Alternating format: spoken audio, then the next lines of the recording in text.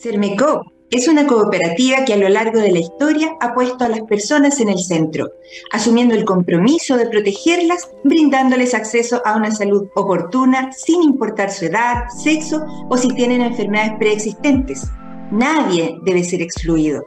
Hoy queremos que conozcas Vive Cermecop, un programa de descuentos y beneficios en salud donde podrás acceder a atenciones con especialistas, exámenes, telemedicina ilimitada, sin costo para ti y mucho más.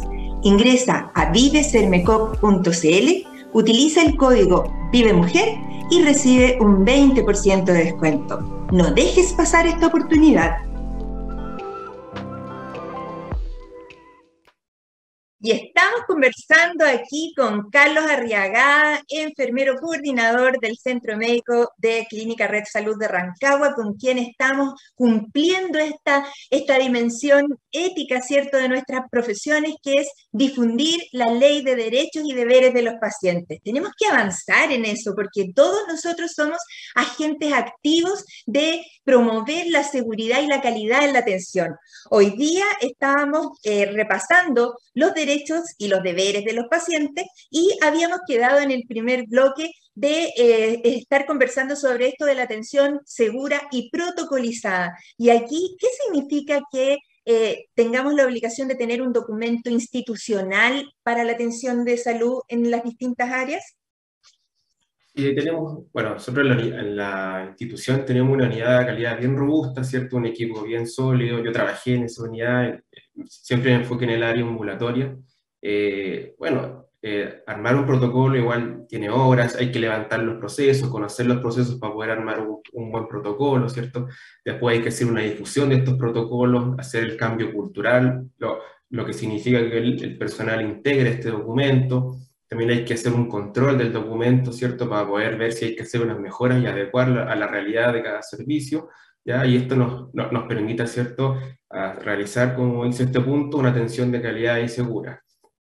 Perfecto, y que eso sea partiendo, ¿cierto?, de que la institución asegure que sus profesionales estén debidamente acreditados en la Superintendencia de Salud, que es el ente que regula exactamente cuáles son las especialidades para los cuales el Estado ha garantizado que esa persona estudió. Si es un cirujano plástico, tiene que estar inscrito como cirujano plástico. Si es un médico que trabaja en la unidad de paciente crítico, cada unidad va a definir cuáles son los requisitos, pero garantizar que nadie va a poner las manos sobre un paciente que no esté debidamente acreditado. Y en eso los responsables primarios somos nosotros mismos, como instituciones de salud. Pero sigamos conversando, porque en esto tenemos todavía varios derechos que tenemos que consultar. Por ejemplo, que la persona tenga identificados los costos de su atención de salud por adelantado. Pero esto no se logra en el 100% de los casos. ¿Cuándo podría uno no saber cuánto es lo que va a gastar en una atención de salud? Bueno, hay situaciones que son por ejemplo, las urgencias, que son, ¿cierto?, hay ciertos agudos que tienen que ver con la urgencia, ¿cierto? El paciente, un infartado, un accidente vascular, ¿cierto?, que llega al servicio de urgencia y ahí hay que actuar y el paciente en ese momento no va a estar al tanto de los costos asociados de esa patología. Que podría ser un ejemplo de lo que estamos hablando, donde la persona no puede conocer previamente los costos de una atención. Pero hoy en día, con la tecnología que tenemos, ¿cierto?, en las páginas, por ejemplo, de la clínica, el paciente puede conocer, ¿cierto?, los costos asociados del presupuesto de exámenes, de algún procedimiento, alguna cirugía, y en el servicio de urgencia previamente también el paciente puede conocer los costos y de atención de urgencia. En el área ambulatoria una consulta médica, ¿cierto?, puede conocer los costos. Hoy en día eso se maneja, pero están estas situaciones de urgencia vital donde el paciente previamente no va a conocer los costos de la atención. Claro, y aún que uno tenga la mejor de las intenciones, que le haya dado incluso un presupuesto por escrito, por ejemplo, para una cirugía que implique una biopsia, por adelantado podría haber algún margen de costos que no alcance a ser dimensionados porque hay algún hallazgo dentro de la operación.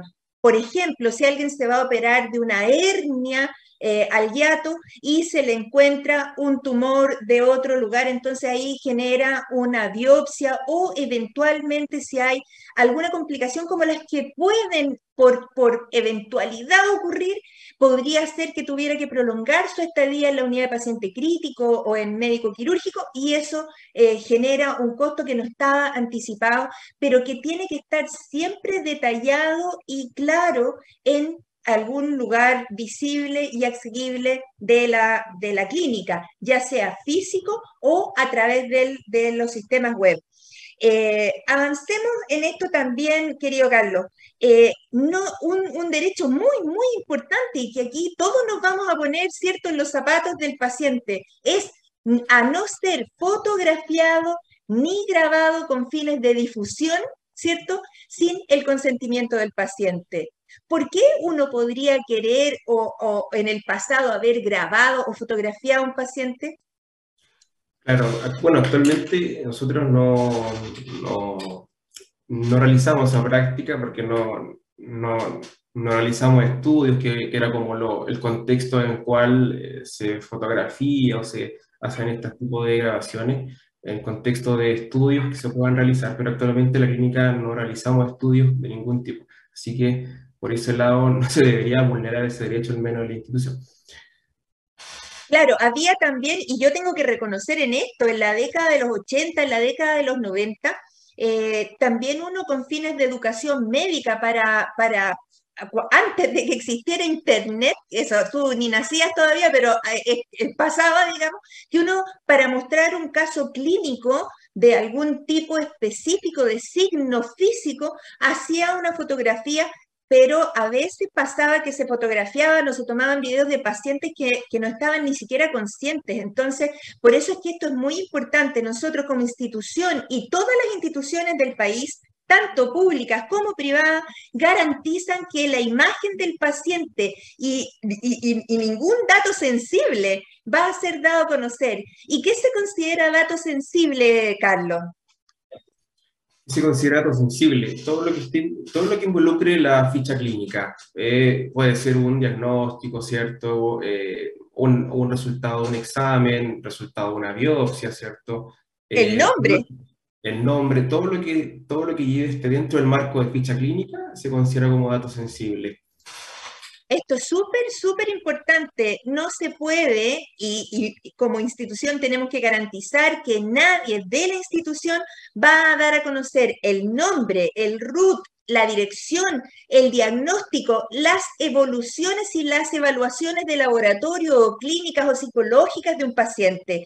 Y en ese sentido, la información debe ser confidencial. Y tú mencionaste, Carlos, que había sistemas de ficha clínica. ¿Cuáles son los tipos de ficha clínica que en este momento se disponen, no solo en esta institución, sino que en todas las instituciones?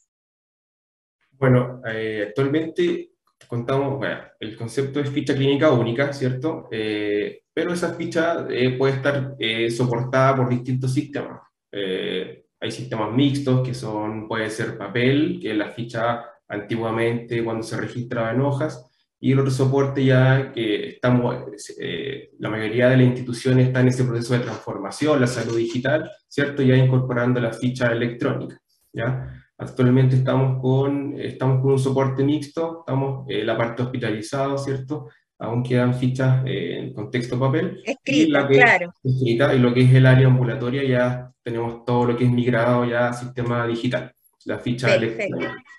Claro, y ahí se tienen que ir incorporando en un futuro que no puede ser muy lejano los exámenes de laboratorio, algunos exámenes que quedaban como en soporte de ni papel ni ficha clínica, como en CD, por ejemplo, las imágenes de una endoscopía o las imágenes justamente de escáner, de radiografía, el electrocardiograma, la espirometría, las ecocardiografías, o sea, todo eso tiene que en algún minuto integrarse, incorporarse en esta ficha única que sea independiente por cada evento de hospitalización, pero que unifique la trayectoria y la historia del paciente. Esto es muy importante porque en el fondo la integridad de los datos y la completitud de los datos es lo que va a ir señalando a futuro las características de la atención. No es lo mismo un paciente que haya tenido 1, 2, 3 infartos al corazón a alguien que no haya tenido ninguno. Otro derecho muy importante, Carlos, para que tú le expliques a las personas es que tienen el derecho de aceptar o rechazar tratamientos y de pedir el alta voluntaria. ¿Qué es eso? Sí, acá nosotros se enfoca más al área hospitalizado, por ejemplo, un paciente en la UCI, un paciente que esté en servicio médico quirúrgico, ¿cierto? Que se sienta un poco incómodo, no se sienta con el gusto de poder seguir atendiéndose. Está en su derecho de poder hablar con el médico, solicitar el alta voluntaria, pero en estos casos igual el médico conversa con el paciente, le explica los riesgos y si el médico considera que es muy arriesgado, se activa igual un comité de ética, ¿cierto? Y ahí es donde se reúne, ¿cierto?, una mesa de trabajo, se presenta el caso y en ese contexto, si es un paciente donde hay un tercero que tiene que firmar el alta del paciente, ¿cierto?, se le explica cuáles son los riesgos de esta alta. Pero en el fondo es un derecho del paciente y ha llegado casos que los pacientes se han retirado, pero siempre con su documentación que corresponde, y igual se deja en el acta y en la ficha del paciente por solicitud se solicitó el alta y se le explica cuáles fueron los riesgos.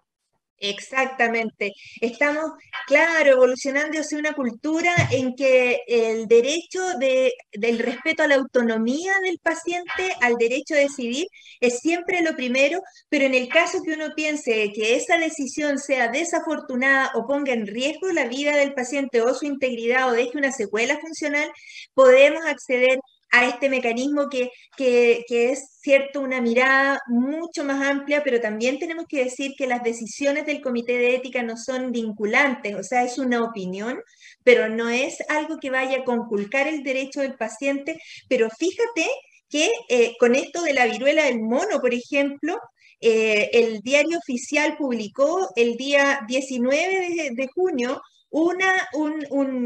una disposición en que las personas que se resistan a ser aisladas por 21 días en la confirmación de portar este virus pueden ser llamadas por la fuerza pública a cumplirlo. Así es que también ahí hay que equilibrar el derecho de la persona con el derecho de la población entera. Avancemos en esto. ¿Qué te parece? ¿Se respeta, no se respeta el derecho a recibir visitas, compañía y asistencia espiritual?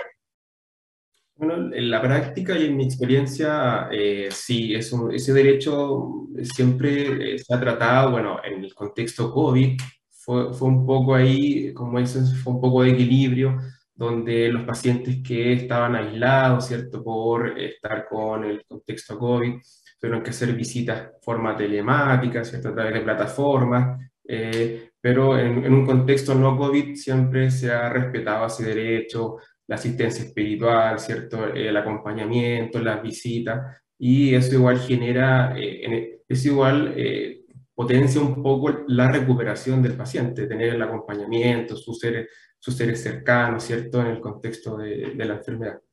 Claro, y en esto hay países que han avanzado hacia el acompañamiento con las mascotas e incluso para que te impresione, hasta de equinos dentro de las unidades de hospitalizados, un caballo entero, porque eso le da como una cercanía emocional al paciente.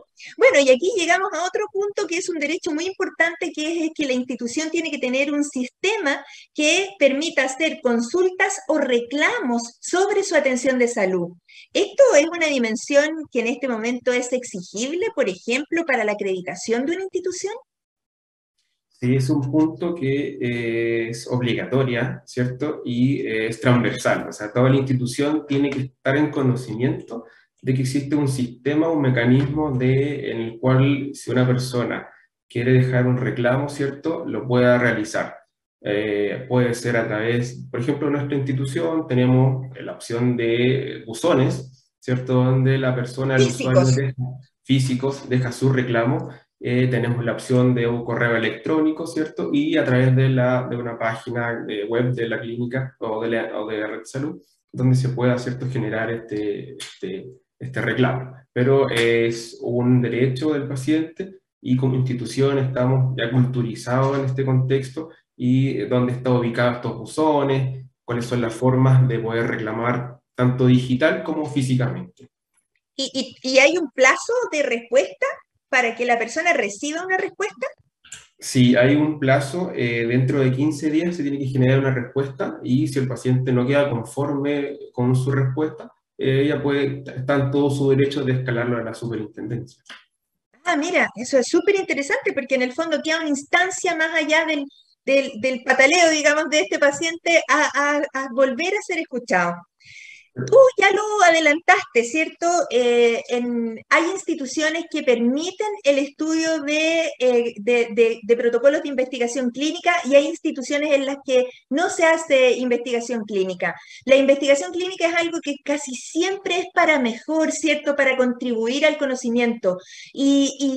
Por alguna razón, en este momento, en tu institución, aquí en nuestra institución, en realidad, ¿no se hace investigación clínica?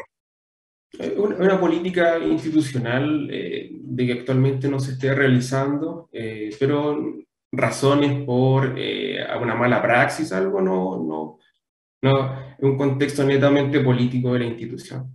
Es una definición corporativa, Por aquí. no personal.